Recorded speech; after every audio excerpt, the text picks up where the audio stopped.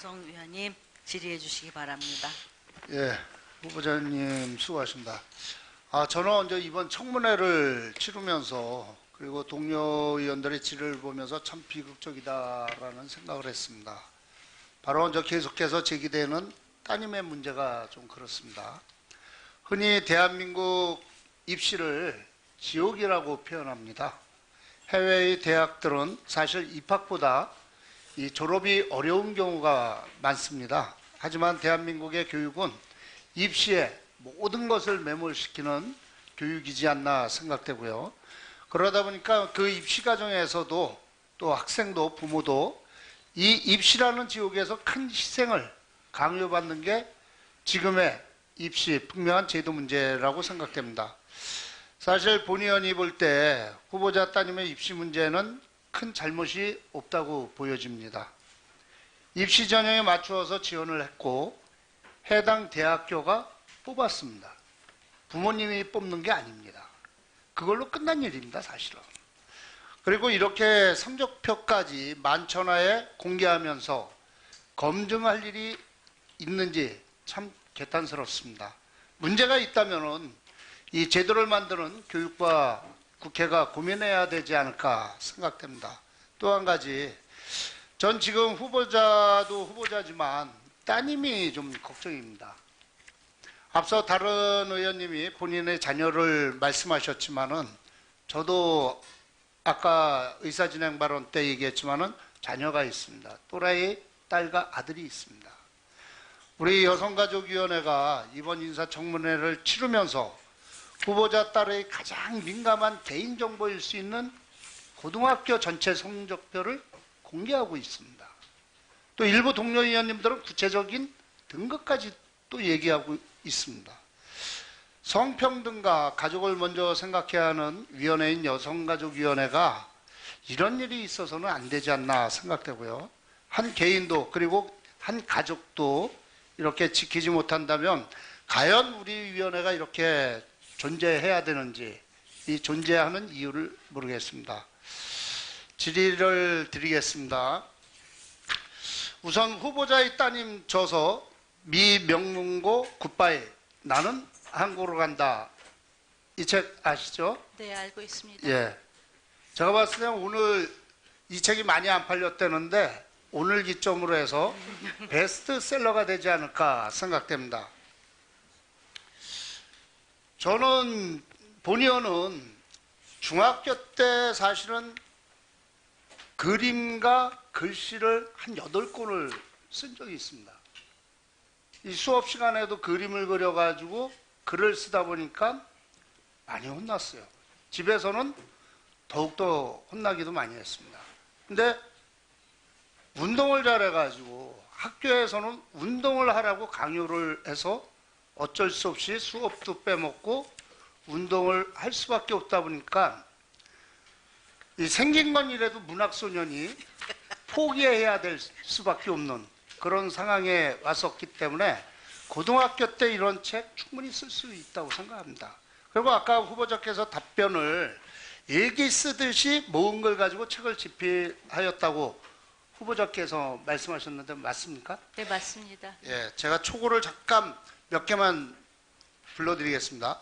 컴퓨터로 그렸다가 퇴짜 맞은 숙제, 내가 가장 좋아했던 라틴어 수업, 동아리 축제에서 파스타를 팔다, 상상력의 한계를 느낀 미술 수업, 겨우 엄청나게 큰 개인을 락커의 강의실 이동전쟁, 아플 수 없는 한국학교, 아파도 되는 미국학교. 이 초고를 보면은 아이가 본인이 느낀 점을 썼다고 보여집니다. 부모가 아무리 유능한 부모라도 아이들 마음을 알 수가 없거든요. 어떻게 보면 이러한 마음은 부모가 아이들한테 배워야 될 정도로 아이들한테 도움을 받아야 이러한 책을 쓸 수 있다고 생각됩니다. 이 초고를 보면 분명히 그렇게 느껴집니다. 이건 아이가 쓰지 않는 한은 이런 상상이 나올 수가 없거든요. 정리를 좀 해보겠습니다. 지금 이 책이 이 첫째, 고3 시절 무슨 시간이 있어서 책을 낼 수 있느냐. 물론 그런 고3 이전에 썼다고 해도 책을 내는 과정에서 들어가는 품이 적지 않을 것 같습니다. 이에 대한 해명이 필요할 것 같고요. 두 번째는 책의 서문을 당시 인도 현직 대통령이 쓴 사실입니다. 사실 인도 대통령 요 글을 보니까 큰 문제점이 없어요. 그리고 물론 책의 흥행을 위해서 가족은 물론이고 출판사가 각 지인들의 추천사 및 서문을 수집해서 기재하는 것은 당연한 일로 볼 수도 있는 사안입니다. 하지만 이게 제가 세 번째 지적하는 사안과 연결된다면 국민의 눈에 납득이 안 갈 수도 있다고 생각합니다. 세 번째가 뭐냐면 고3 때 이 출간한 책과 책에 실린 추천사가 후보자 따님의 입시에 활용됐느냐 하는 점입니다. 물론 활용하셨다고 해도 불법은 아니지만은 하지만 이러한 사안이 국민의 눈에는 반칙이 되고 특권이 될 수 있다는 점을 인지해야 될 것입니다. 이 자리를 빌려서 후보자께서 다시 한번 국민께 명쾌하게 해명하고 사과할 부분은 사과해 주시길 부탁드리겠습니다. 말씀 한번 해보십시오. 네, 그 인도 대통령의 추구하는 바를 같이 하고 싶다는 생각에 앞서서 제가 국민 여러분의 눈높이에 맞지 않는 행동을 한 것에 대해서 깊이 사과드립니다. 그 책의 원고는 위원님께서 말씀해 주셨다시피 제가 쓸 수가 없습니다. 저는 그 정도의 우선 제가 그 당시에 같이 있지를 못했습니다. 그래서 그 학교 사정도 모릅니다.